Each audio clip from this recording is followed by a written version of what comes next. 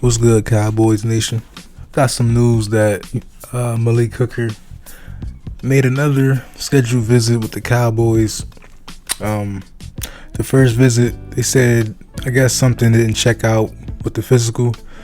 So I guess he made a couple strides, and now they want to bring him back in and see where, he stands currently. This makes me think that, you know how the Cowboys are, man. One day they'll say improving a roster is a everyday thing, 365-day thing. It's something that never stops. And then on the other day they'll say, oh yeah, we're happy with everything we invested in that position. I feel like the investments that we made are good enough, so right now we're fine. And then you'll see something like this. Malik Hooker just pops up out of nowhere. I think for certain Cowboys on the roster in that position, they have something to worry about, like the guys that pretty much were on the back end of the safety position. I don't think guys that like KZ and Wilson and the other guy we brought in through from the Vikings, Curse. Yeah, so I don't think those guys pretty much have anything to worry about. I think they're pretty much locked in. And then we get to see guys that may or may not make special team appearances. I don't think Malik Hooker is going to come in to be special teams. So somebody has to play that role. So what you get now is you get a stronger battle between the top players in that position, and that'll just let them battle it out, see who comes out on top. You got almost a month, man. So you got more than 30 days to see who's the best player in this position and who can make up for a rookie corner or a younger corner that doesn't have that much experience. Like if you're able to make everybody fit into their position, because as a safety you're the last line of defense.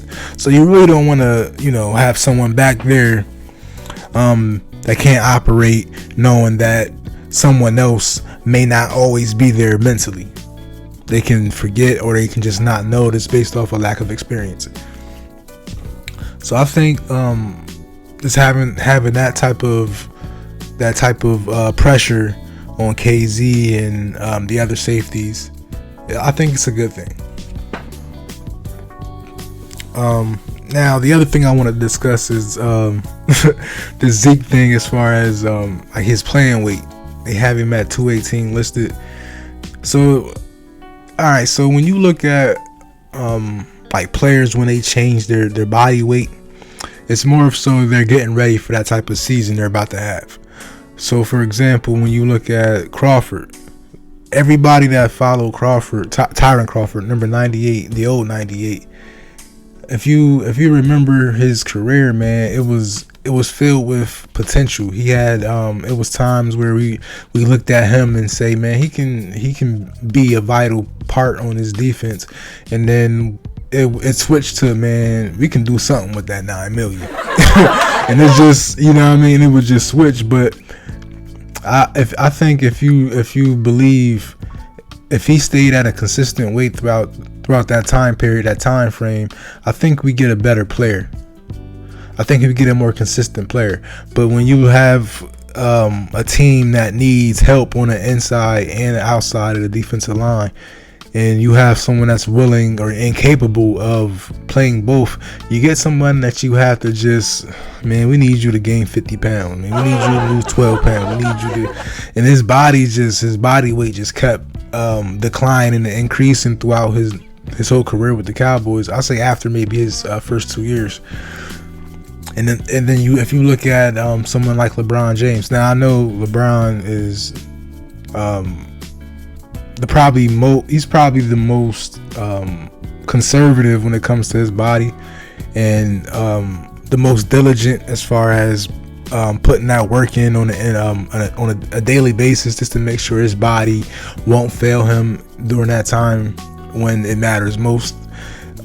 I think he puts that work in, so I don't want to just throw him in there and make it seem like everyone is LeBron James. But the same kind of concept follows. Like when you look at LeBron when he first came in the league, his body weight at that time was sustainable. He could have kept that body weight and still been the LeBron James that we know today.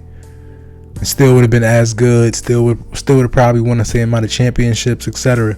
But when he went to Miami, he knew that his role would be a little bit more physical. He have to bang with a little bit more of the big boys down there in the paint as far as getting rebounds and even posting up on the offensive end. He knew that. So what did you see from LeBron? You seen a bigger LeBron James, a solid, more thick LeBron James. He wasn't as trim, as fit as the rookie LeBron, or even the third year LeBron. It was a big difference in what you've seen in the body and the solidness of LeBron when he went to Miami. For that reason, he knew Chris Bosh wasn't going to be as physical, and he would have to be the more dominant specimen in the paint.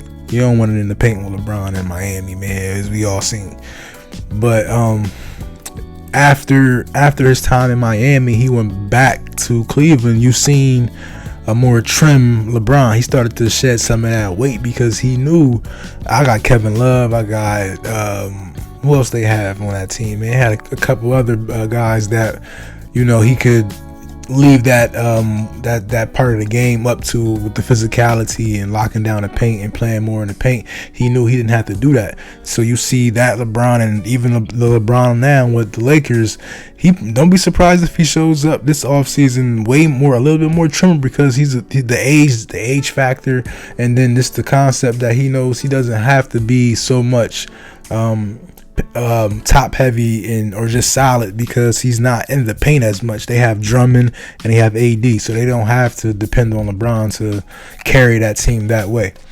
Now, I say all that to say it's the same thing about Zeke. When Zeke first came into the league, he was all right. So his rookie year, he didn't really go through like any changes as far as his body weight. He came in and the league loved him. We loved him as a rookie. And then we started to see that based off of the moves they made when they got rid of Dez, they wanted to be more run heavy. That's why we had, the offensive line, and they made these investments. And that's why Zeke initially came to the Cowboys, was because Darren McFadden didn't get enough touchdowns. He had over 1,000 yards, but he had about 3 touchdowns. So when you draft the running back top 5, you get him for that reason, that you want to use him. So for him, the way the Cowboys wanted to use him, they wanted to be like a powerhouse, like every down back. So you've seen Zeke put more weight on, so he won't get injured. So he'll be able to be like a Maurice Jones-Drew, but a little bit more solid, a little bit more taller, things of that nature.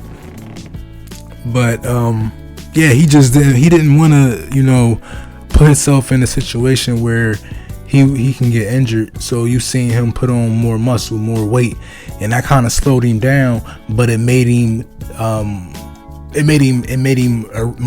last long, to where the Cowboys were able to depend on him until Dak was fully developed. Because when they first came into the league, we knew that Zeke was more developed, a more finished, more complete running back than Dak was a quarterback. Dak had more room to grow, more potential. He had potential, but he had more work to put in. So they wanted to let Zeke be the front runner until Dak, was more improved. And for that to happen, we had to use Zeke, and that's when you see Zeke leading the league in carries, or top 3 in carries for most of his career. But now that you see a more polished Dak, a more vision effective, his field vision is one of the best in the league. He knows how to play with the safeties when look here, look there, throw the ball there. He's getting them those veteran tactics, those things that you get when you play a position for 3, 4, 5, 6 years in the league. You start to pick up on certain things. So now they see that Dak has developed that confidence, swagger that makes them comfortable with throwing the ball a little bit more. So don't be surprised if Dak is basically picking up where he left off as far as throwing the ball and the attempts and everything. I don't see no drop off. I don't think they're going to try to push a run heavy team when you have Zeke losing weight. So I don't think you're going to see Zeke getting the most carries in the league. I think by far he may not even be top 3. I think this will be the first time where we'll see a less operative, a less used Zeke, and that can even be more uses and more carries for Tony Pollard. I still think he'll have way more carries than Pollard, but just Dak will have more attempts, which will leave less carries for Zeke, which is I think that's the overall plan for the way this offense is now constructed. When you look at the weapons on the outside, the ways they're used, and they're trying to incorporate Zeke and Pollard into the passing game, you're going to see quick passes to them, and that could eliminate some so-called run plays. You know what I mean? It'll just be Dak throwing the ball to them quickly behind the line of scrimmage, and letting them create some space and make some moves. So I think the offense is going to be completely different. But you're still going to see a lot of carries. You're still going to see a lot of physical run blocking with that offensive line. When you have that advantage, the Cowboys aren't dumb. They're still going to run the ball. But I think with the new Zeke and the way his body is now, I think that those days is over with the 30 carries and 28 carries. I think they want him around 20 at the most, 22. Some games you may even see him get 16, 18 carries, man. So don't be surprised. I don't think it'll be a down year for Zeke as far as fantasy, but I think with the lesser carries, he'll be able to produce more. Thank y'all for tuning in, man. Y'all have a good one.